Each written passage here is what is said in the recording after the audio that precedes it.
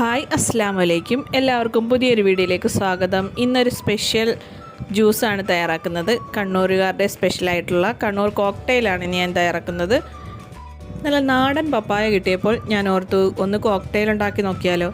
അപ്പോൾ ക്യാരറ്റും ഉണ്ടായിരുന്നു. അങ്ങനെ ക്യാരറ്റ് ഞാൻ 2 എടുത്ത് വേവിച്ചു. അത് തണുത്തതിന് ശേഷം നമുക്ക് ക്യാരറ്റും പപ്പായയും സെയിം അളവിലെടുത്തിട്ടുണ്ട്. രണ്ടും കൂടി മിക്സിയുടെ ജാറിലേക്ക് ഇട്ട് കൊടുക്കാം. എന്നിട്ട് മധുരത്തിന് ആവശ്യമുള്ള പഞ്ചസാരയും കൂടി ചേർത്ത് കൊടുക്കുക. കട്ടപ്പാലും കൂടി ചേർത്ത് കൊടുക്കുക. കട്ടപ്പാലില്ലാത്തതുകൊണ്ട് ഞാൻ നോർമൽ പാലാണ് ചേർത്ത് കൊടുക്കുന്നത്. ഇത് നന്നായിട്ട് നല്ല പേസ്റ്റായിട്ടൊന്ന് അരച്ചെടുക്കുക. എന്നിട്ട് നമുക്കൊരു ജാറിലേക്ക് ഒഴിച്ചു കൊടുക്കാം. ജ്യൂസിനായിട്ട് പപ്പായ എടുക്കുമ്പോൾ നന്നായിട്ട് പഴുത്തിട്ടുള്ള പപ്പായ നോക്കിയെടുക്കാൻ ശ്രമിക്കുക.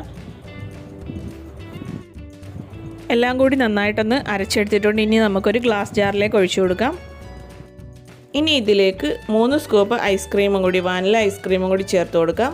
എന്നിട്ട് നന്നായിട്ടൊന്ന് മിക്സ് ചെയ്ത് കൊടുക്കുക. ഇനി ഇതിലേക്ക് നമുക്ക് കാഷ്യൂവും കിസ്മിസും ചേർത്ത് കൊടുക്കാം. എന്നിട്ട് നമുക്ക് സെർവ് ചെയ്യാവുന്നതാണ്. വിശപ്പും ദാഹമൊക്കെ പമ്പ കിടക്കാൻ ഇതൊരു ഗ്ലാസ് മതി. അടിപൊളി ടേസ്റ്റാണ്. എല്ലാവരും ഒന്ന് ട്രൈ ചെയ്ത് നോക്കുക. ഫീഡ്ബാക്ക് അറിയിക്കുക. വീഡിയോ കണ്ടിഷ്ടമായാൽ ഒന്ന് ലൈക്ക്, ഷെയർ, കമൻറ്റ്, സബ്സ്ക്രൈബ് ചെയ്യാൻ മറക്കരുത്. തൊട്ടടുത്ത് കാണുന്ന ബെല്ലൈക്കൺ ഓൾ ഒന്ന് പ്രസ് ചെയ്യുക.